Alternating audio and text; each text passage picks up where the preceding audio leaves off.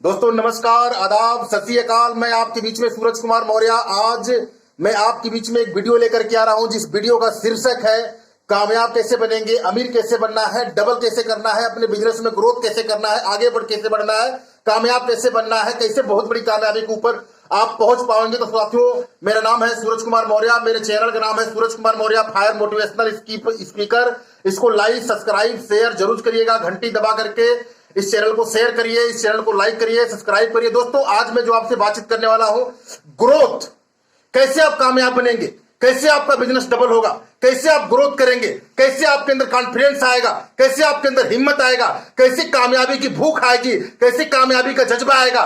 दोस्तों, आपके अंदर आग होना चाहिए। जिस दिन अगर आपके अंदर आग हो गया, दुनिया की कोई ताकत आपको सफल बनने से नहीं रोक सकती है।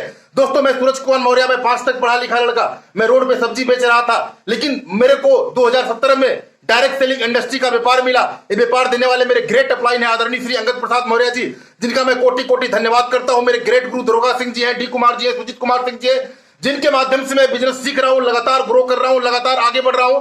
दोस्तों, उस जीवन से अपने निकल करके मैं 2017 में इस बिजनेस के अंदर आया। 2020 के अंदर मैं इस बिजनेस में अपनी पूरी लाइफ स्टाइल को गजब जीता हूं। आज मेरे पास गाड़ी, घर, मकान, एक अच्छी जिंदगी, एक अच्छी पर्सनालिटी, एक अच्छी लाइफ मिल चुकी है। मेरे अंदर आज कामयाबी की भूख है, मेरा ड्रीम बहुत बड़ा हो चुका है, मेरा सपना बहुत बड़ा हो चुका है, मेरी कामयाबी की सोच बहुत बड़ी हो चुकी है। ऐसे ही सोच कुछ आपको आज बनाने की जरूरत है, ऐसे ही कुछ काम करने की जरूरत है। दोस्तों, आज दुनिया में बहुत सारे लोग कामयाब होते हैं, बहुत सारे लोग की मैंने जीवनी देखी है, बहुत सारे लोग की मैंने कहानियां देखी है, बहुत सारे लोग के बारे में मैंने पढ़ा है। दोस्तों, जो लोग आज कामयाब हुए हैं, रोडपति आदमी करोड़पति कैसे हुआ, आज रोड पे चलने वाला व्यक्ति कामयाब हुआ, ऐसे 50 उदाहरण मैं दे सकता हूं आपको। जीवन में हार नाम की शब्द ही नहीं है। आज दुनिया में बहुत सारे लोग को देखे होंगे, किसी के पास पैर नहीं है, वो अमेरिका का राष्ट्रपति बन गया। कोई व्यक्ति 17 बार चुनाव लड़के हार गया, वो अमेरिका का राष्ट्रपति बन गया। चाय बेचने वाले व्यक्ति देश के प्रधानमंत्री बन गए। एक गरीब घर में पैदा हुए रामेश्वरम में हमारे पूर्व राष्ट्रपति एपीजे अब्दुल कलाम, ऐसे ऐसे लोगों की कहानी। धीरू भाई अंबानी साहब पेट्रोल पंप पे तेल भरने वाले आदमी, आज महात्मा गांधी जी को ट्रेन से लात मार के बाहर निकाल गया। उन्होंने एक ड्रीम लिया, एक सपना लिया, एक सोच लिया कि आज मुझे ट्रेन से लात मार के बाहर निकाला जा रहा है, कल मैं अंग्रेजों को इस देश से लात मार के बाहर निकाल दूंगा। दोस्तों, वो लोग जिद्दी लोग थे, और जिद्दी लोग ही इतिहास बनाते हैं, जिद्दी लोग ही इतिहास रचते हैं, जिद्दी लोग ही कामयाब बन पाते हैं। दोस्तों, आपको भी अपने अंदर जिद लानी पड़ेगी, आपको भी जिद्दी बनना पड़ेगा, आपको भी कामयाबी के लिए जिद लानी पड़ेगी कि नहीं, मैं कामयाब होकर रहूंगा, मैं कर सकता हूं, मैं कर सकता हूं, मैं कर सकता हूं, मैं कर सकता हूं। इस दिमाग के अंदर दोस्तों 2 स्विच होती है, एक निगेटिव होती है और एक पॉजिटिव होती है। कभी ये कहेगा कि नहीं कर पाएंगे, ये कहेगा कर पाएंगे, कभी कहेगा नहीं कर पाएंगे, कभी कहेगा कर पाएंगे।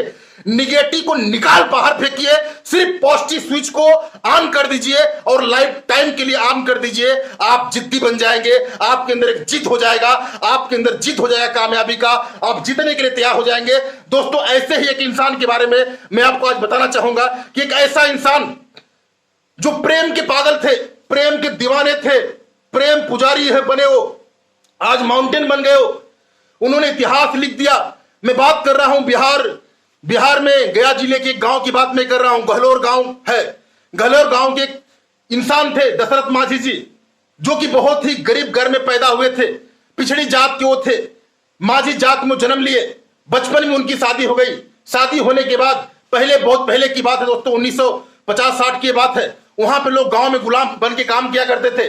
माझी जी को भी गुलाम बनाया गया, लेकिन माझी जी घर से भाग निकले और भाग के चले गए धनबाद, कोयला में जाके काम करना स्टार्ट किया उन्होंने। लेकिन जब 22-23 साल के हो गए तो वापस अपने गांव आए। वापस गांव में आने के बाद फिर जैसे उनकी बचपन में शादी हो गई थी, अपनी पत्नी को लाए, ठीक ठाक जिंदगी को बिता रहे थे, ठीक ठाक जिंदगी को जी रहे थे, ठीक ठाक उनकी जिंदगी चल रही थी। उनके पास एक बच्चा पैदा भी हुआ। ये लड़कपन लाइफ धीरे धीरे खत्म होना चालू हुई। फिर उनकी पत्नी जो थी, फगुनिया उनके पत्नी का नाम था, उनकी पत्नी ने बोला कि कब तक घर में बैठे रहेंगे, आप पैसा नहीं कमाएंगे तो हम लोग खाएंगे क्या, बच्चों की जिंदगी कैसे चलेगी। फिर वो काम करने जाते थे वजीरगंज और गहलोर। वजीरगंज गांव का नाम था गहलोर, इस तरफ वजीरगंज शहर था, इस तरफ गांव में गहलोर गांव था, और बीच में एक बहुत बड़ी पहाड़ थी, जिसका कारण से वजीरगंज से 80 किलोमीटर घूम करके गहलोर पहुंचना पड़ता था। और मात्र 3 किलोमीटर की पहाड़ पार करने के बाद वजीरगंज आता था। लेकिन दशरथ मांझी सारे लोग उस गांव के शहर में जाते थे काम करने। जैसे कि दशरथ मांझी भी गए काम करने के लिए, उनकी पत्नी ने खाना लेकर के पहाड़ के ऊपर चढ़ रही थी और उनका पैर फिसला। पैर फिसलने की वजह से वो नीचे गिरी और नीचे गिरने के बाद उनको हॉस्पिटल ले जाने में 2 घंटा लेट हुआ। डॉक्टर ने बोला कि अगर 2 घंटा पहले आगे होती तो ये बच गई होती। दोस्तों मर गई, एक्सपायर हो गई। आज दशरथ मांझी जी आके उस पहाड़ को फूंक दिए, आग लगा दिए। वो व्यक्ति जिद्दी बन गया, जिद बना लिया कि इस पहाड़ को मैं काट दूंगा, इस पहाड़ को मैं काट दूंगा। छेड़ी हथौड़ी के दम पे वो व्यक्ति पहाड़ काटना स्टार्ट कर दिया।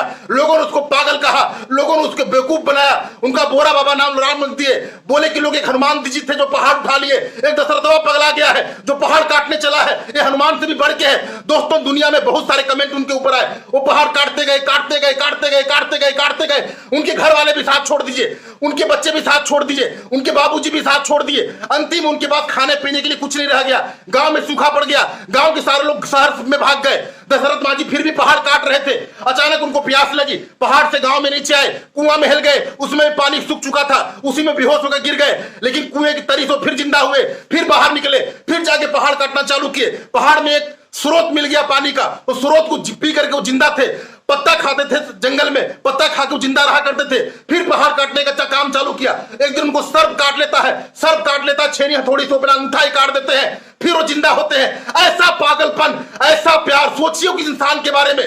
फिर उनसे एक पत्रकार से मुलाकात होती है। वो पत्रकार बोलता है कि दशरथ जी आप पहाड़ क्यों तोड़ रहे हैं? बोले कि मेरे को खुद नहीं समझ में आता है कि मैं पहाड़ क्यों तोड़ रहा हूं। वो पत्रकार बोला कि देखिए एक आप है, एक मैं सच्चा पत्रकार बनना चाहता था, नेताओं का ठल्ला बन के रह गया। दोस्तों बोले कि खुद अपना अखबार क्यों नहीं छाप देते हैं? पत्रकार का जवाब था कि अखबार छापना इतना आसान है। दशरथ मांझी ने कहा पहाड़ तोड़ने से ज्यादा कठिन है। दोस्तों यही बात उसको लग गई। वापस जाता है, अगले साल आता है, अपना अखबार छाप के लाता है और सबसे पहला फोटो दशरथ मांझी का छापता है। वो पत्रकार ने इंदिरा गांधी से मिलवाने के लिए पटना ले गया दशरथ मांझी जी को। इंदिरा गांधी जी से मिले भी, फोटो भी खिंचाए। इंदिरा जी बोली कि दिल्ली आइए। वो व्यक्ति दिल्ली जाने के लिए ट्रेन में चढ़ गया, ट्रेन से लात मार के उसको बाहर निकाल दिया गया क्योंकि उसके पास टिकट नहीं था। पैदल चला गया दिल्ली, ट्रेन की पटरी पकड़ के। दिल्ली पहुंचने के बाद वहां से गार्ड लोग उसको बाहर निकाल के फेंक दिए, बोले कि आप इंदिरा गांधी से नहीं मिल सकते हैं। फिर वापस आए, फिर पहाड़ काटना चालू कर दिए। दोस्तों 12 साल बीत चुका था। धीरे धीरे पहाड़ काटने के काम वो सिलसिला बढ़ाते गए, बढ़ाते गए, बढ़ाते गए, बढ़ाते गए। पहाड़ काटते रहे, काटते रहे, काटते रहे। कुछ दिन बाद राजनीति के कुछ लोग उनसे मिल गए, बोले कि खनन माफिया बन गया है। दशरथ मांझी को जेल में भी डाल दिया गया कि खनन माफिया पहाड़ तोड़ता है। दोस्तों जैसे कि वो पत्रकार फिर वापस आया, गांव के सारे लोगों को इकट्ठा किया, बोला कि दशरथ जी हैं जो आपकी 80 किलोमीटर की दूरी को 3 किलोमीटर में कन्वर्ट करना चाहते हैं। उनकी पत्नी इस पहाड़ से गिर के मरी है, आपकी पत्नी न गिर पावे, इसलिए वो व्यक्ति पहाड़ काटने का सिलसिला काम चालू किया है। 12 साल पहाड़ काटने के बाद उसको जेल भेज दिया गया। सारे गांव के लोग मिले, धरना पे बैठे, दशरथ मांझी को छुड़ाया गया। फिर दशरथ मांझी पहाड़ काटना चालू कर दीजिए। गांव में बारिश हुई, सब लोग गांव में वापस आ गए। देखे तो लोग पहाड़ 50% काट चुकी थी। दोस्तों 15 साल बीत गया, दशरथ मांझी पहाड़ काटते रहे, पहाड़ काटते रहे। फिर जैसे ही 18 साल बीता, कुछ छोटे छोटे बच्चे उनके साथ में आ गए, बोले बाबा हम तुम्हारे साथ तैयार है, बाबा हम तुम्हारे साथ तैयार है। दोस्तों पहाड़ काटने का सिलसिला जारी रहा, जारी रहा, जारी रहा। 21वें साल में जाकर के थोड़ा मोड़ा जब बच गया था तो गांव के कुछ लोग साथ देकर के उस पहाड़ को एकदम रोड बना दिया गया। दोस्तों कहने का मतलब है कि 80 किलोमीटर की दूरी को मात्र 3 किलोमीटर में कन्वर्ट कर दिया गया। दशरथ मांझी ने 22 साल के अंदर छेनी और हथौड़ी के दम पे उस पहाड़ को काट दिया। दोस्तों ऐसा जिद्दी आदमी जो प्यार के लिए, मोहब्बत के लिए, अपनी मरी हुई पत्नी की याद में वो पहाड़ काट सकता है, तो क्या अपने जिंदा पत्नी के लिए, अपने जिंदा बच्चे के लिए, अपने जिंदा परिवार के लिए, अपने जिंदा समाज के लिए, अपने देश के लिए क्या आप जिद्दी नहीं बन सकते हैं? क्या आप कामयाब नहीं बन सकते हैं? क्या आप अमीर नहीं बन सकते हैं? आप बन सकते हैं। दोस्तों आपके पास अगर कोई प्लेटफॉर्म हो या ना हो, लेकिन मैं आज आपको प्लेटफॉर्म बता रहा हूं। डायरेक्ट सेलिंग इंडस्ट्री एक ऐसा प्लेटफॉर्म है जहां पे कोई भी व्यक्ति हो, चाहे बिना हाथ वाला हो, बिना पांव वाला हो, बिना आंख वाला हो, कोई भी व्यक्ति जिद्दी हो, लेबर हो, मजदूर हो, अमीर हो, गरीब हो, हर व्यक्ति यहां कामयाब हो सकता है, अमीर हो सकता है। अमीरी कई प्रकार की आएगी, आपको समय भी मिलेगा, सम्मान भी मिलेगा, सुरक्षा भी मिलेगा और पैसा भी मिलेगा। जैसे कि आज हम मेरे को देख रहे हैं, ये लड़का रोड पे सब्जी बेचने वाला आदमी जब आपके सामने बात कर सकता है, बोल सकता है, अमीर बन सकता है, कामयाब बन सकता है, बड़ा ड्रीम देख सकता है, बड़ा सपना बना सकता है, तो आप क्यों नहीं बना सकते?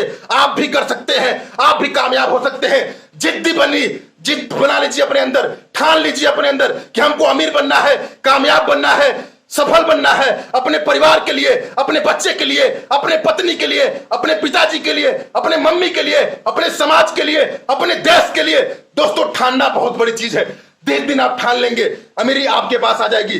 दोस्तों, इसी के साथ मेरी वीडियो लंबी हो जाएगी। अपनी बात को रोकना चाहूंगा। मेरे सारे ग्रेट अपलाइन सीनियर लोगों को धन्यवाद देना चाहूंगा। और आज आपके बीच में अगर मेरी वीडियो अच्छी लगती हो, इसको लाइक, सब्सक्राइब, शेयर जरूर करिएगा। इसी के साथ नमस्कार, जय हिंदुस्तान।